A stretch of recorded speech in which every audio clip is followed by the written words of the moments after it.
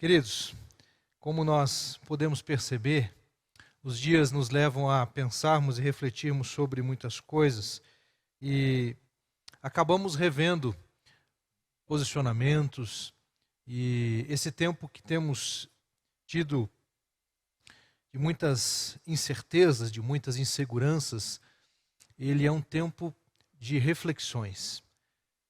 Nesta semana eu comecei e queria incentivar você de segunda a sexta-feira, então durante os dias da semana, de segunda a sexta, às 19 horas, eu estou entrando com uma live pelo Facebook, onde nós temos ali 3 objetivos: realizarmos reflexões bíblicas, resoluções a partir da reflexão bíblica e também orarmos uns pelos outros.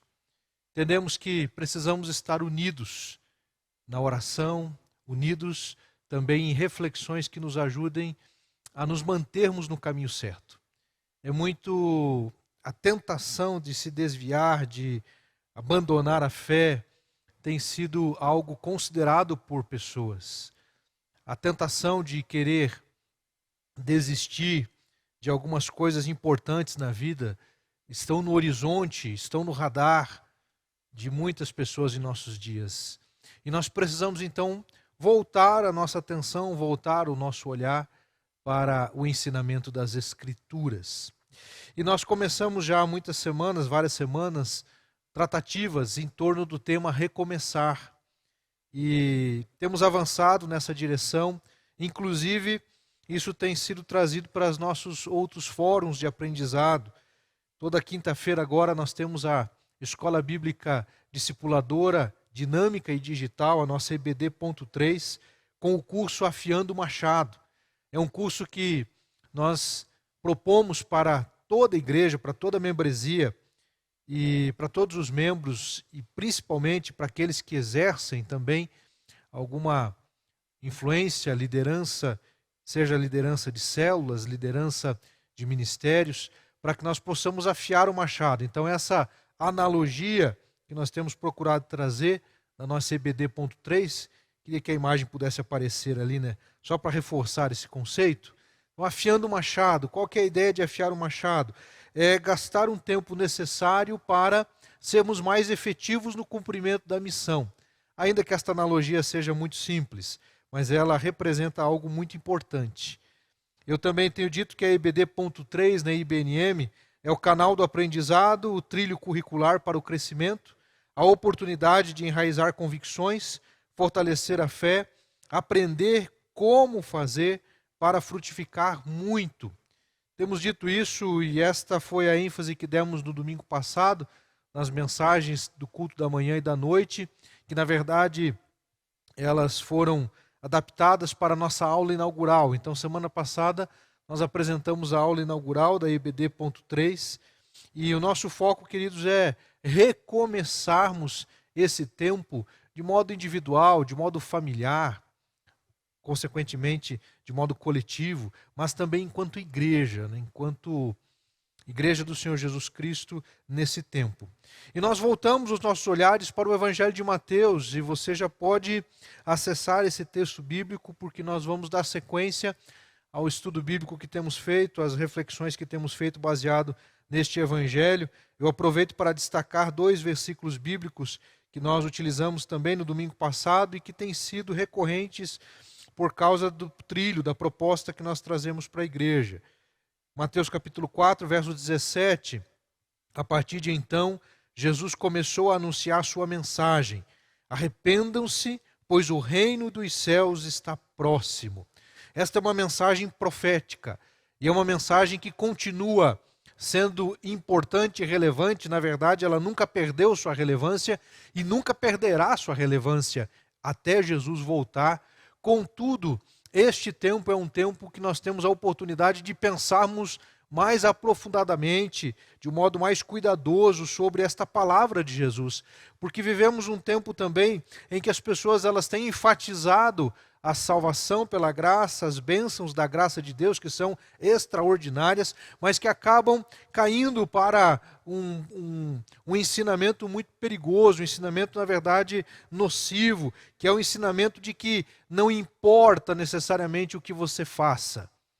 Isso, de certo modo, pode até ser dito, mas nós temos que compreender. De fato, não importa o que nós façamos, nunca deixaremos de ser amados por Deus. Não importa o que um filho, uma filha faça para o pai ou para a mãe, o pai, a mãe saudável nunca deixará de amar seu filho. Não é esse o ponto, isso é correto. Contudo, um pai e uma mãe que observam seu filho cometendo erros, decisões, pecados, ele não se alegra com aquele filho, ele se entristece. Então significa que isso também continua acontecendo. Deus não se alegra quando pecamos, quando erramos, quando nos desviamos da sua vontade. Ele continua nos amando, mas o seu amor também leva à correção, assim como um pai e a mãe que, baseado na palavra de Deus, promoverão correção e disciplina para o filho que está se desviando daquilo que é a verdade. Então não podemos incorrer em alguns erros que hoje em dia são muito comuns. Jesus, ele começou o seu ministério dizendo: arrependam-se. Ele denunciou a religiosidade, a falsidade, o apego ao material. Essa palavra materialismo é mais moderna, mas Jesus já denunciou que aquele apego ao material, às coisas dessa vida, são coisas permanentes na nossa história. Nós precisamos lutar contra.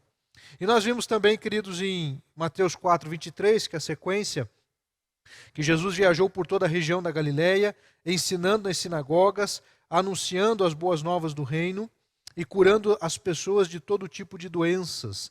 Mateus 4, 23. Temos enfatizado que o cumprir a missão de Jesus implica em reproduzirmos o ministério de Jesus. Jesus disse, portanto, vão e façam discípulos de todas as nações, batizando em nome do Pai, do Filho e do Espírito Santo. Realizando a obra, ensinando, anunciando e levando cura e libertação às pessoas. De maneira que hoje nós começamos uma nova série de mensagens, a partir deste domingo, baseado no Sermão da Montanha. Então convido você a acompanhar comigo o Evangelho de Mateus, capítulo 5. Eu vejo que nós estamos fazendo aqui uma sequência, caminhando para o ensinamento bíblico a respeito da importância de nós revermos alguns conceitos. E o tema desta série é recomeçar aos pés de Jesus. Recomeçar aos pés de Jesus. E por que a expressão aos pés de Jesus? Diz o texto em Mateus 5, verso 1, certo dia, quando Jesus viu que as multidões se ajuntavam, subiu à encosta do monte e ali sentou-se. Seus discípulos se reuniram ao redor e ele começou a ensiná-los. Versos 1 e 2. Seus discípulos se reuniram ao redor e ele começou a ensiná-los. Perceba que o texto bíblico do Evangelho de Mateus ele vai mostrar isso de um modo amplo em todo o Evangelho, que os pilares do ministério de Jesus, ensino, profecia e cura, eles são apresentados de modo recorrente na narrativa do Evangelho de Mateus. E logo após esta declaração que nós lemos ali no verso 23, que Jesus viajou por toda a região da Galileia, ensinando, anunciando e curando, capítulo 5, verso 1 destaca justamente isso. Jesus ele se posiciona, como diz o texto bíblico, à encosta do monte, e ali sentou-se. Seus discípulos se reuniram ao redor e ele começou a ensiná-los. O monte onde Jesus realizou isso hoje é um lugar marcado por templos cristãos, várias igrejas que lá estão. Uma delas a igreja das bem-aventuranças, porque o texto vai prosseguir falando justamente destas bem-aventuranças. E naquele momento, naquele instante, Jesus ele passa a estar com os seus discípulos. E quando eu digo que nós precisamos recomeçar aos pés de Jesus, porque aos pés de Jesus é o melhor lugar para você e eu estarmos nos dias em que nós vivemos. Eu, nesse momento, considero a passagem bíblica que fala da posição de Marta e Maria quando elas estavam na presença de Jesus. Marta estava envolvida com muitas atividades, cuidando da casa, fazendo comida, e Maria, diz o texto bíblico, irmã de Marta, estava aos pés do Mestre, ouvindo com atenção o que ele estava ensinando e dizendo.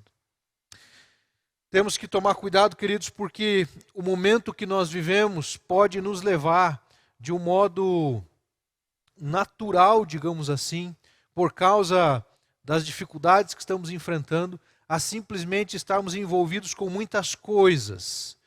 E eu lembro-me da expressão que Jesus usou no Evangelho, dizendo: Marta, Marta, estás ansiosa e preocupada com muitas coisas. Assim, hoje, eu também me dirijo às pessoas. E eu gostaria que você agora pudesse considerar: será que o Antônio, a Marta, a Maria, o José, o Ricardo, o Eduardo, a Andréia, a Luísa e todos, queridos, que me ouvem nesse momento, ouviriam de Jesus ou estão ouvindo de Jesus? Antônio, estás ansioso e preocupado com muitas coisas. De fato, nós estamos preocupados com muitas coisas e acabamos perdendo a bênção que Maria não perdeu. Maria estava aos pés de Jesus.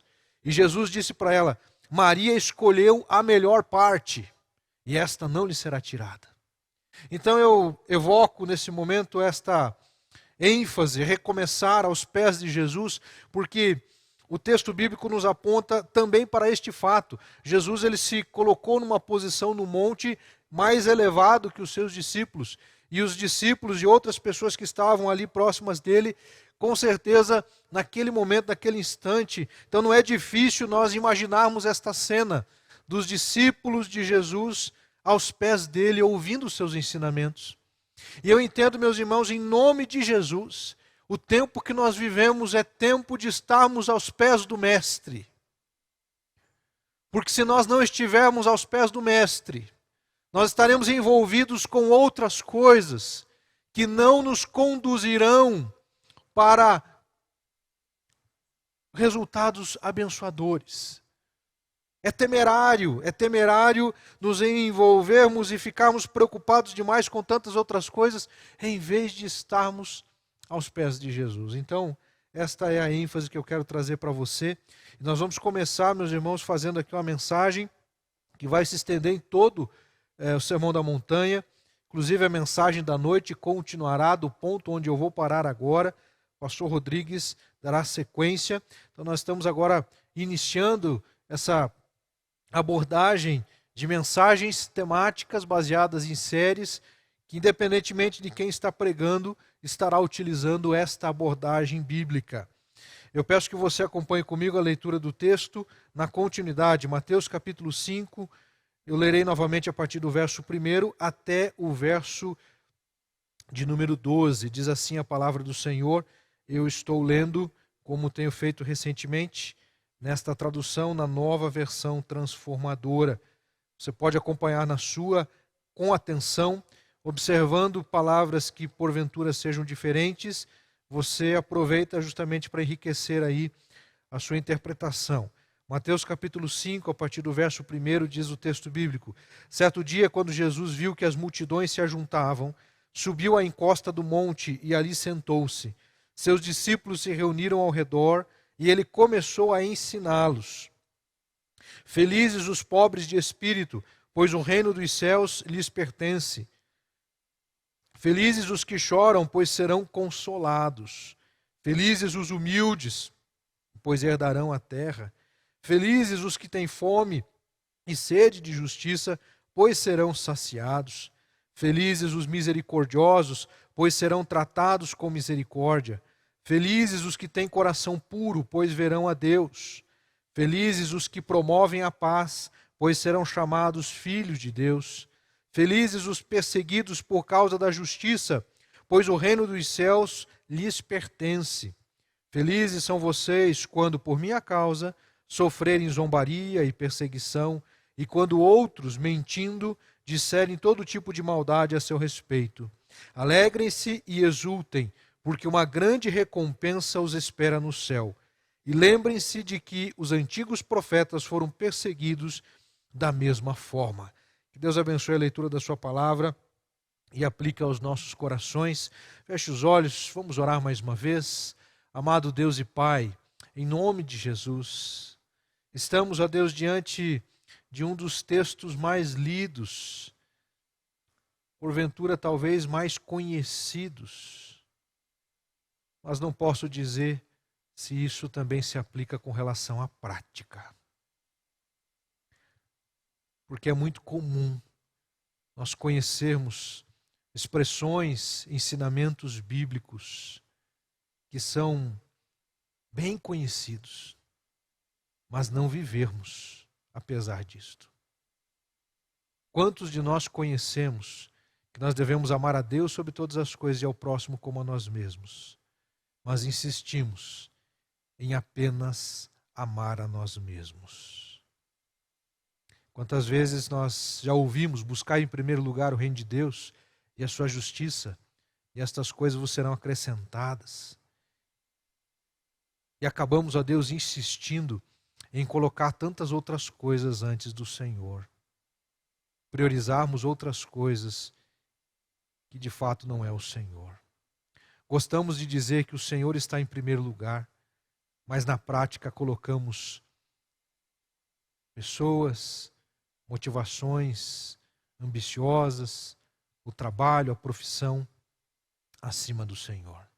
Perdoa-nos, ó Pai, porque quantas e quantas vezes nós já lemos: bem-aventurados os pobres de espírito, bem-aventurados os mansos, bem-aventurados os pacificadores. Mas acabamos, ó Deus, promovendo discórdia, acabamos nos irritando, perdendo o controle. Quantas vezes, ó Pai, nós já dissemos, lemos, estudamos, bem-aventurados os misericordiosos, e não agimos com misericórdia para com aqueles que estão ao nosso redor. Quantas e quantas vezes, ó Pai, nós já ouvimos a Tua palavra nos dizendo: bem-aventurados os que têm coração puro, mas mantemos, ó Deus, a impureza em nossas vidas, ó Deus. Portanto, ó Pai, quando lemos a Tua palavra nesta manhã, mais uma vez, precisaremos ler, ó Deus, até que ela se cumpra em nossas vidas.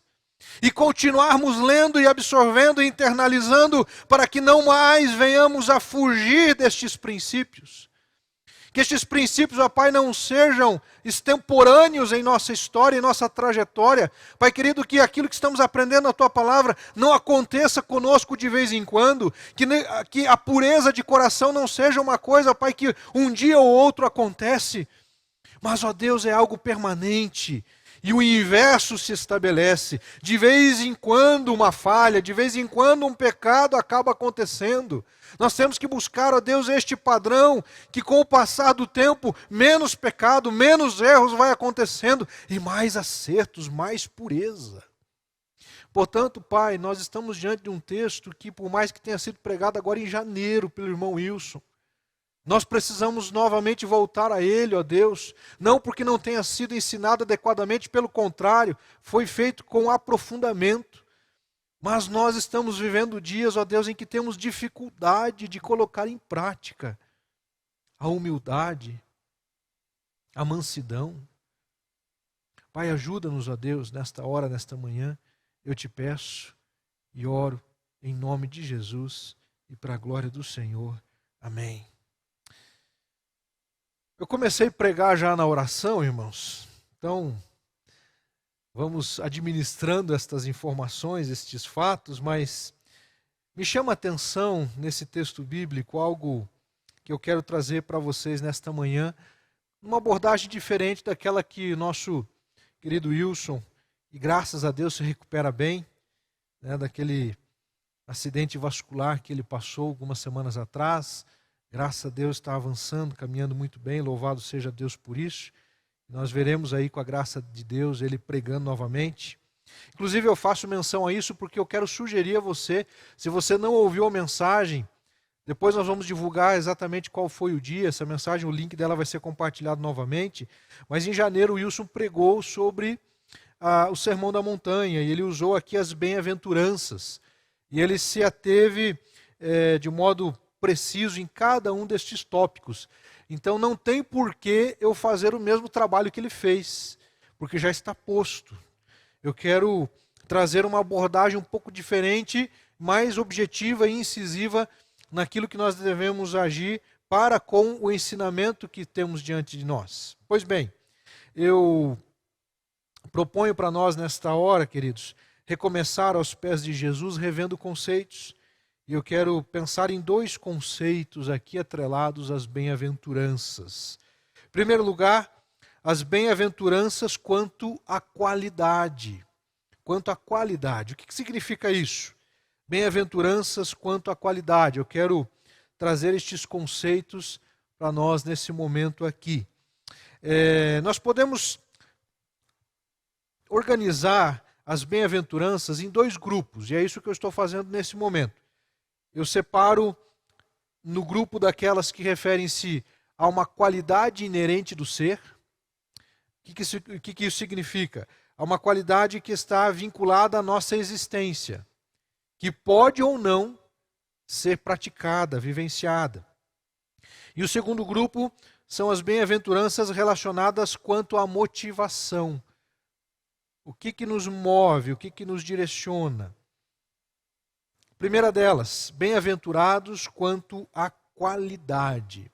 Então perceba, queridos, Mateus capítulo 5, os versos de 1 a 3, versos 7 e 8, eu quero destacar aqui com relação às qualidades vinculadas e destacadas. Os pobres em espírito, os que choram, os mansos ou humildes, os misericordiosos e os limpos de coração.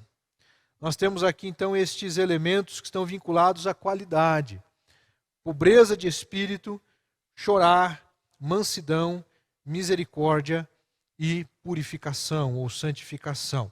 São conceitos chaves, são qualidades inerentes, devem ser qualidades intrínsecas à vida cristã, ou seja, são coisas que estão conectadas, são coisas que fazem parte da nossa essência, são coisas que não podem ser dissociadas de nós. Faz parte de mim, está comigo, caminha comigo. Por onde eu vou, por onde eu ando, por onde eu estou. Se eu estou em casa, se eu estou na rua, se eu estou no mercado, se eu estou no trabalho. Essas qualidades, elas me acompanham. Eu não vivo, eu não experimento, eu não alcanço apenas quando eu estou na célula, apenas quando eu estou congregando com a igreja num culto, seja de modo presencial ou de modo online. São coisas que eu vivo, eu pratico, inclusive a partir da nossa própria residência, dos relacionamentos familiares.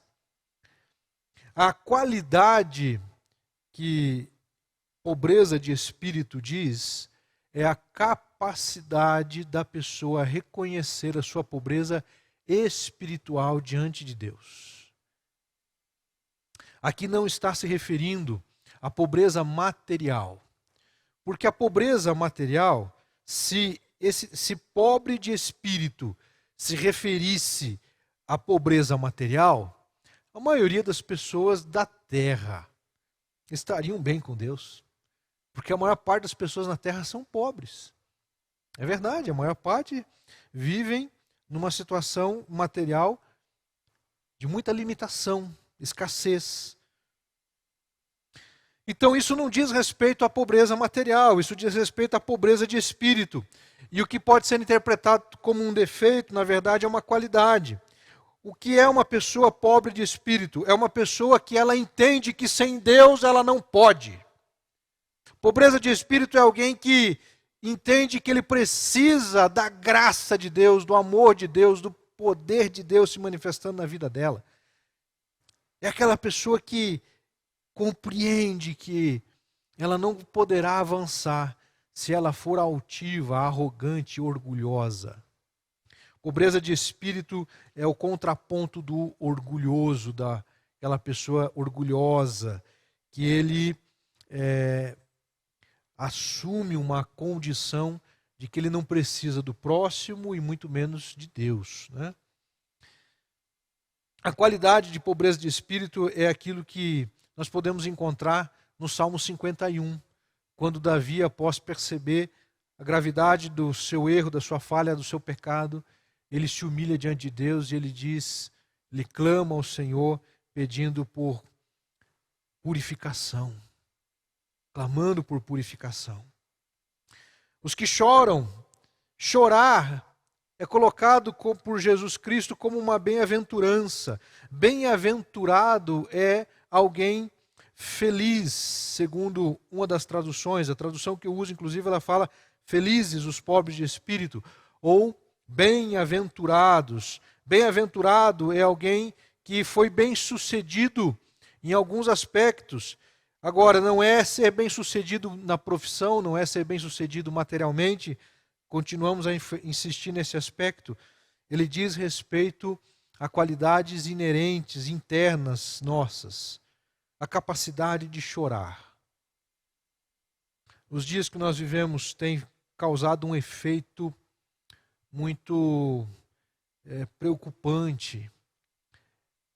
A insensibilidade para com a dor do outro. Eu sei que existem algumas pessoas que estão somatizando e sofrendo por causa da dor do outro, o que também é errado. Também é nocivo.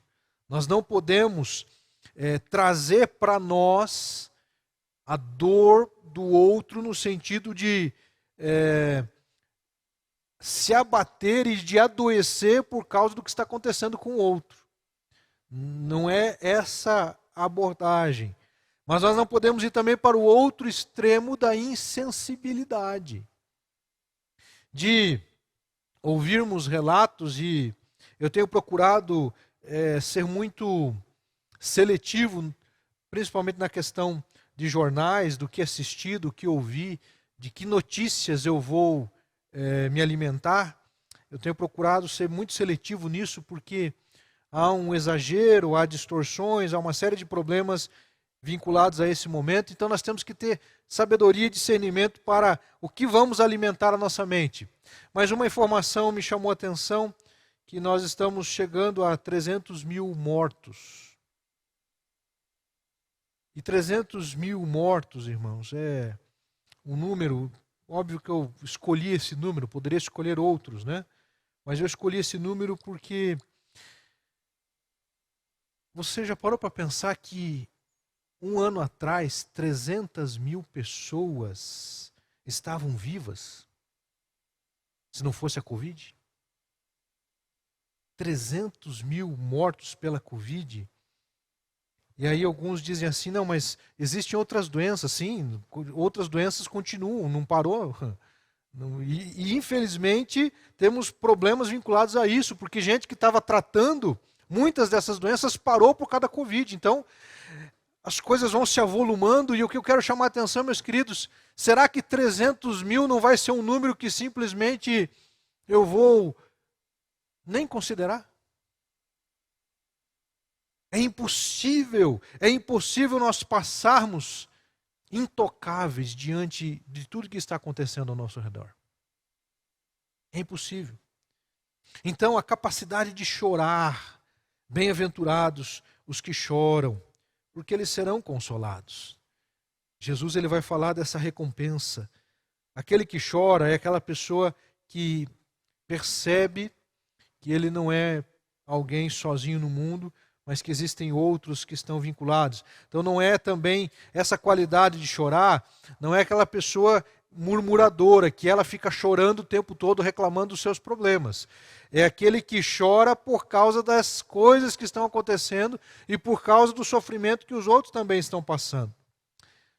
Além da qualidade de pobreza de espírito e a capacidade de chorar, também a qualidade que nós trazemos aqui como mansidão. Na tradução que eu usei no verso 5, ele diz felizes os humildes. Outra tradução vai dizer felizes os mansos, porque eles herdarão a terra. A Bíblia diz que Moisés foi o homem mais manso que existiu e ele não herdou a terra. Então perceba, prometida, né? A terra prometida naquela circunstância. Isso nos faz refletir e pensar o quanto a mansidão é algo que nós precisamos viver hoje, buscar hoje. A mansidão está vinculada com a humildade que deve ser uma qualidade desenvolvida por nós todos os dias, acessada por nós todos os dias. Bem-aventurados os misericordiosos. Misericordioso é aquela pessoa que tem a capacidade de olhar para o próximo e não julgá-lo por causa do que ele fez, do que ela fez, mas realizar algo para diminuir o seu sofrimento. Então, por mais que às vezes a gente tenha a tendência de querer julgar e explicar o porquê que a pessoa está sofrendo, eu preciso ajudá-la a diminuir a carga do sofrimento e também ajudá-la a não sofrer mais se porventura o sofrimento que ela está passando foi ocasionado por erros que cometeu. Mas não na condição de juiz, na condição de pastor, de discipulador, de servo de Deus que vai auxiliar esta pessoa a vencer. E a última qualidade que eu destaco é a purificação. Bem-aventurados os limpos de coração, os que têm coração puro, pois eles verão a Deus. E coração puro é uma capacidade que nós encontramos em uma baixa incidência, inclusive dentre aqueles que se chamam cristãos. A malícia, a percepção mais maliciosa, mais pecaminosa acaba prevalecendo. Pureza de coração não tem a ver com ignorância, com inocência. Perceba que há uma sutil diferença entre pureza de coração e inocência. Inocência é uma pessoa que ela acaba sofrendo porque ela é por demais inocente no sentido de não ver a maldade que as pessoas estão fazendo. Pureza de coração é aquela pessoa que tem discernimento do que é certo e errado. Ele consegue perceber quando o indivíduo está agindo de modo incorreto, maldoso, inclusive para produzir o mal. Mas ele mantém um coração puro e ele consegue, inclusive, olhar para aquela pessoa e criar uma expectativa de que ele ou ela mude. Coração puro é alguém que está procurando agir como Deus age conosco quando pecamos. Deus, ele age em nosso favor, ele age trazendo graça sobre as nossas vidas. Coração puro, meus queridos, é alguém que dia após dia se submete ao Espírito de Deus para fazer a vontade dele e não se contaminar ou não permitir que o seu coração seja contaminado com a maldade. Segundo grupo de bem-aventuranças, além das que se referem à qualidade, bem-aventuranças quanto à qualidade, eu quero destacar aqui as bem-aventuranças quanto à motivação. Mateus 5, versos 6, de 9 a 11. São 3 os destaques.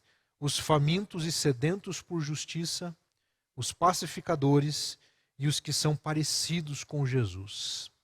O que isso significa? Bem-aventuranças quanto à motivação. Estas referem-se àquilo que nós vamos praticar, aquilo que nós vamos de fato externalizar. As outras são internas. As anteriores, as qualitativas, pobreza de espírito, chorar, capacidade de chorar, mansidão, misericórdia, pureza de coração, são qualidades internas do nosso ser.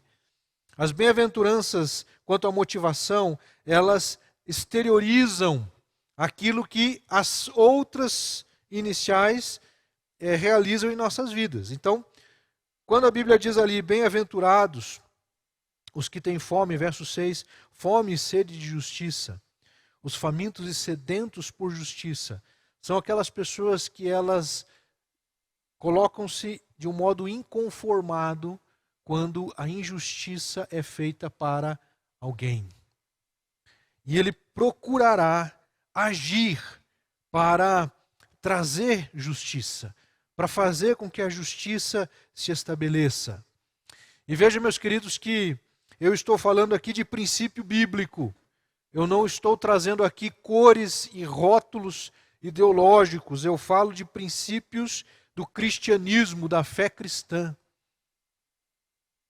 É inerente à fé cristã, faz parte da nossa essência enquanto cristãos, termos sede e fome na promoção da justiça. Que a justiça prevaleça e não a injustiça. E isso, meus irmãos, pode gerar um discurso, nós podemos construir aqui toda uma abordagem dentro apenas dessa temática, mas não é o nosso objetivo agora. Mas eu chamo a sua atenção para o fato de que é importante nos preocuparmos com as injustiças sociais macros que acontecem em nosso Estado. E eu digo Estado não o Paraná, mas o Estado enquanto entidade que conduz a vida social em que nós estamos inseridos.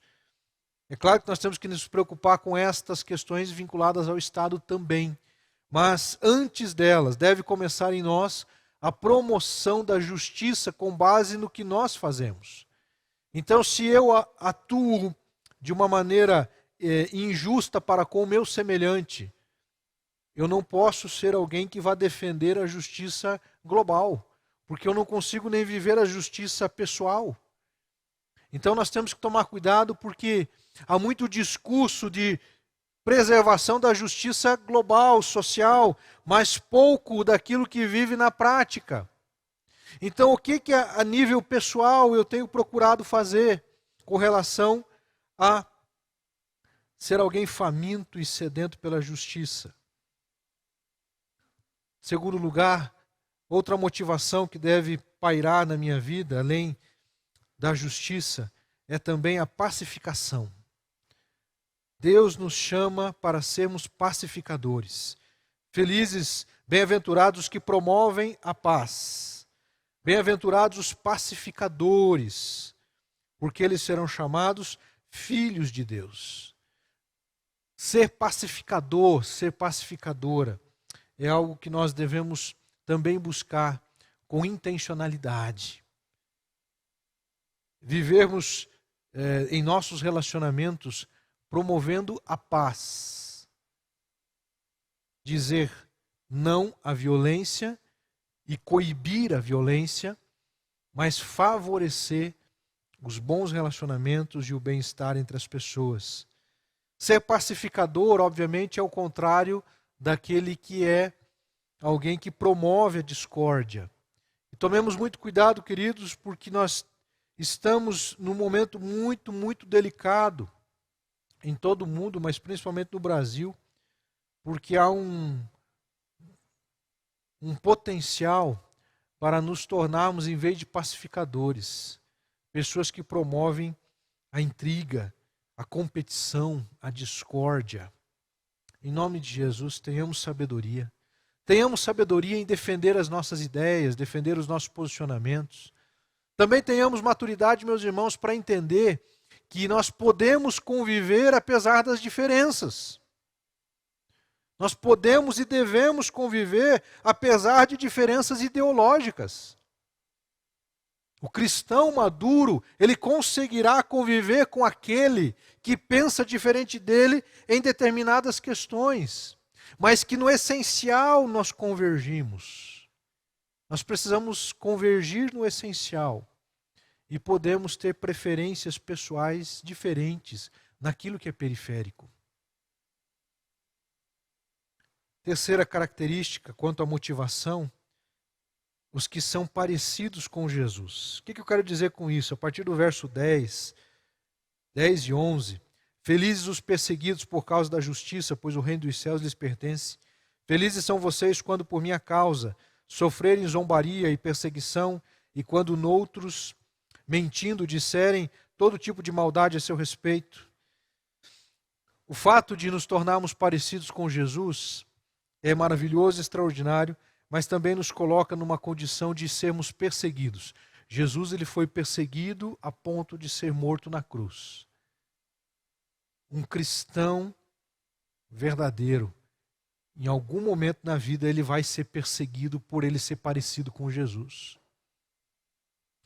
Nós precisamos, queridos, entender que quando Jesus fala, felizes forem vocês quando perseguidos por causa do meu nome. Porque Jesus está dizendo assim, olha, fique feliz porque você está parecido comigo. Você está parecendo comigo e pelo fato de você parecer comigo, defender o que eu defendo, ensinar o que eu ensino, você também será perseguido. Então isso não é ruim, no sentido de que você está muito perto daquilo que eu defendo. E para finalizar esse aspecto, queridos, eu quero concluir ali no verso 12. A palavra de Deus vai nos dizer que nós precisamos estar preparados para desenvolvermos as bem-aventuranças, para também recebermos as recompensas das bem-aventuranças. Quais são as recompensas das bem-aventuranças? Verso 3, o céu lhes pertence, serão consolados, herdarão a terra, serão saciados, serão tratados com misericórdia, verão a Deus, serão chamados filhos de Deus. O reino dos céus lhe pertence. E no verso 12 ele vai dizer, conforme diz ali a imagem, que eu quero finalizar com esse texto, Mateus 5, verso 12, a parte A do versículo: alegrem-se e exultem, porque uma grande recompensa os espera no céu. Amados, esta palavra, ela é oportuna para nós hoje. Ela é oportuna para a sua vida, ela é oportuna para a minha vida. Alegrem-se e exultem, porque uma grande recompensa os espera no céu. É claro que nós também esperamos de Deus para esta vida, mas o apóstolo Paulo vai nos dizer que se esperamos de Deus somente para esta vida, somos de todos os mais dignos de lástima. Quero chamar a sua atenção, meu querido, minha querida, porque também devemos criar expectativa para com relação às coisas do céu.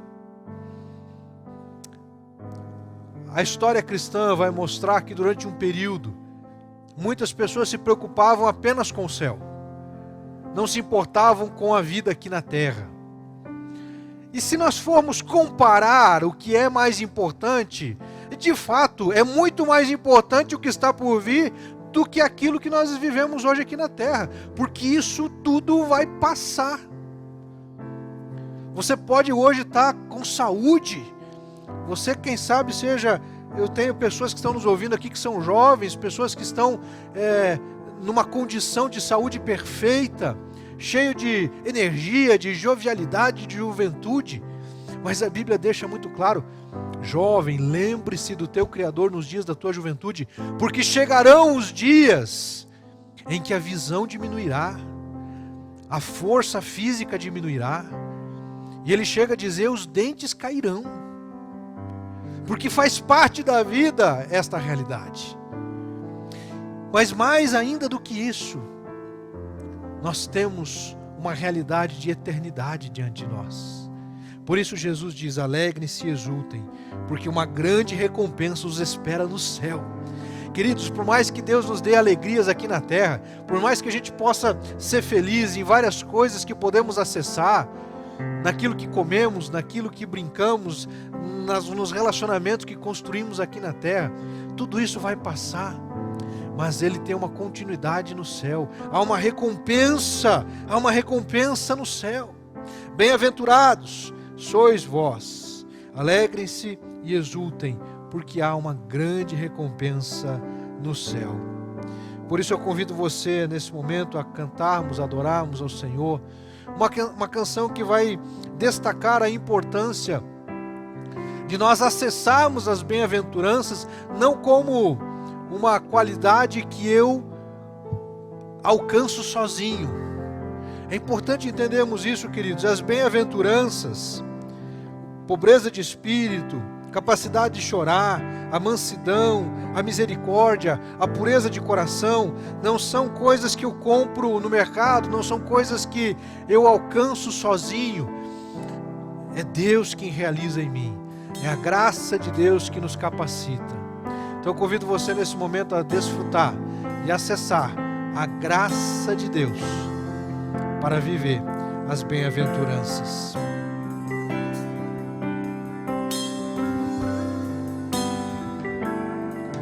Não me gloriarei em mim, a não ser na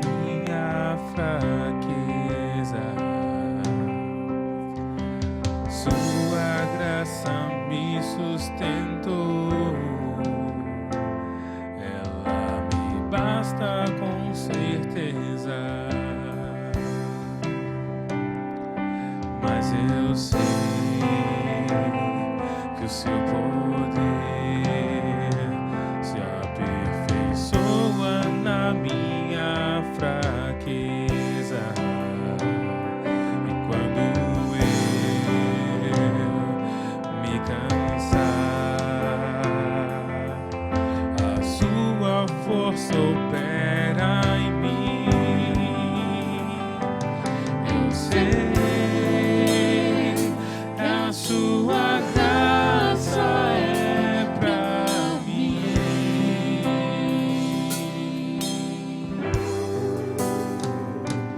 Eu sei que a sua bondade não tem fim. Jesus,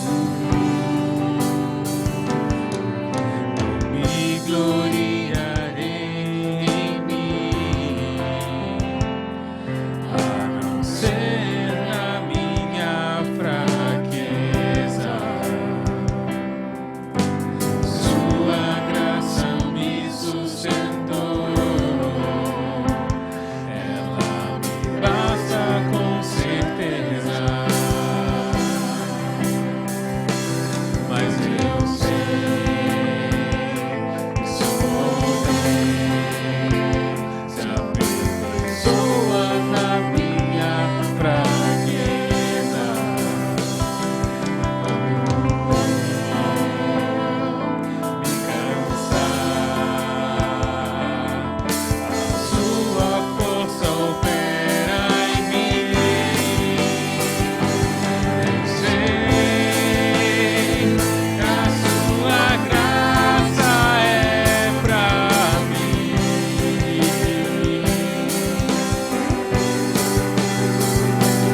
Eu sei que a sua bondade não tem fim. Jesus, eu sei que a sua graça é pra mim.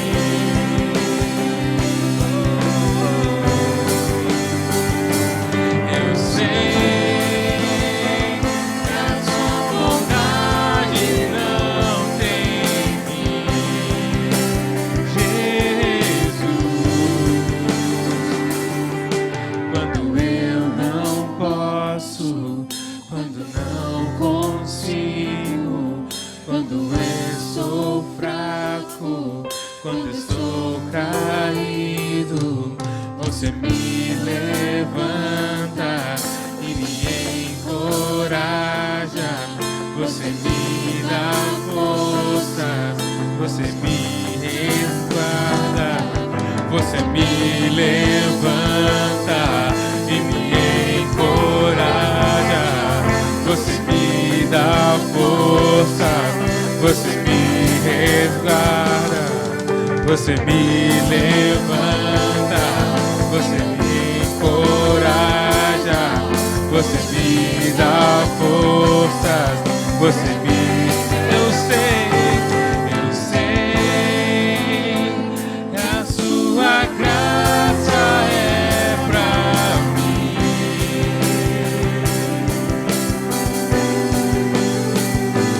Eu sei que a sua bondade não tem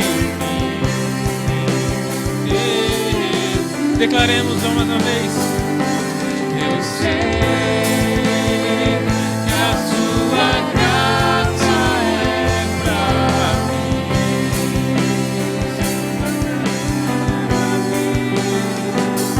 Eu sei que a sua bondade não tem fim.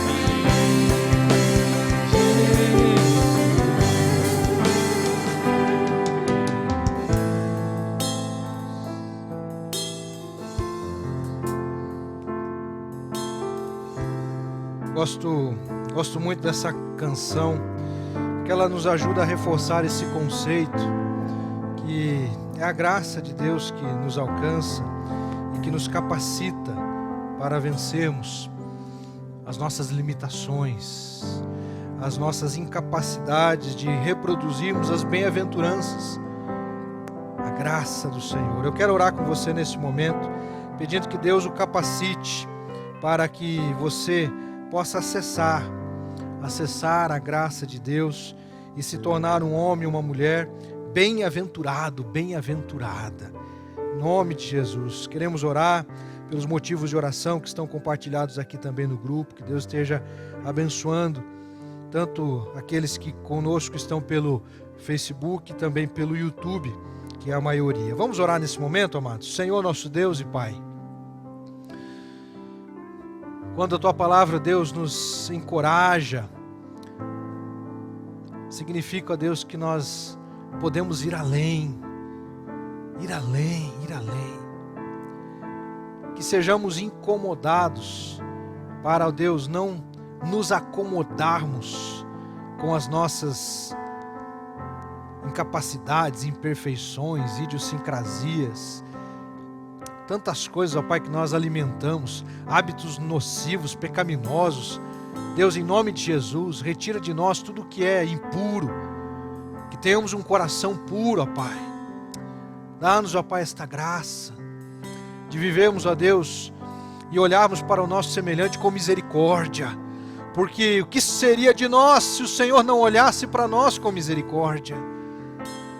Ó Deus, que sejamos misericordiosos uns para com os outros, que tenhamos sabedoria, ó Deus, no processo dos relacionamentos, e possamos, ó Pai, sermos cada vez mais parecidos com Jesus e nos alegrarmos com aquilo que não pode ser tirado de nós. Existem muitas coisas na vida que serão tiradas de nós, mas existem outras, ó Pai, que jamais serão tiradas. E a Tua palavra nos diz, ó Deus, que nós temos a alegria que vem do Teu Espírito, Pai. Então, Senhor, se nós estivermos firmes em Ti, como nos diz o texto bíblico, se Deus é por nós, quem será contra nós? Aquele que não poupou ao seu próprio Filho, como também com Ele não nos dará todas as outras coisas? Quem nos condenará? É Deus quem nos justifica.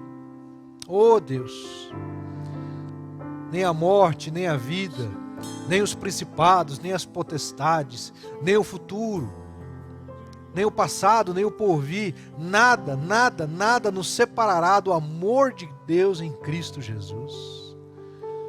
Obrigado porque nós podemos, ó Deus, ter a certeza que hoje é possível se alegrar e exultar, porque temos uma grande recompensa nos céus. Ajuda-nos, ó Pai, a entender que nós não devemos buscar as recompensas aqui da terra, mas aguardarmos a recompensa que está no céu. Oramos a Deus assim, agradecidos e pedindo a Tua bênção. Conduza nossas vidas, abençoe meu irmão, minha irmã, nosso amigo, nossa amiga que nos acompanha na transmissão. Pai, para que possamos viver um tempo de recomeços aos pés de Jesus. Aos pés de Jesus recomeçarmos, vivendo as bem-aventuranças em nossa vida. Que a graça do Senhor Jesus Cristo, o amor de Deus o Pai e as consolações do Espírito Santo sejam com todos, desde agora e para todos sempre. Amém. Graças a Deus.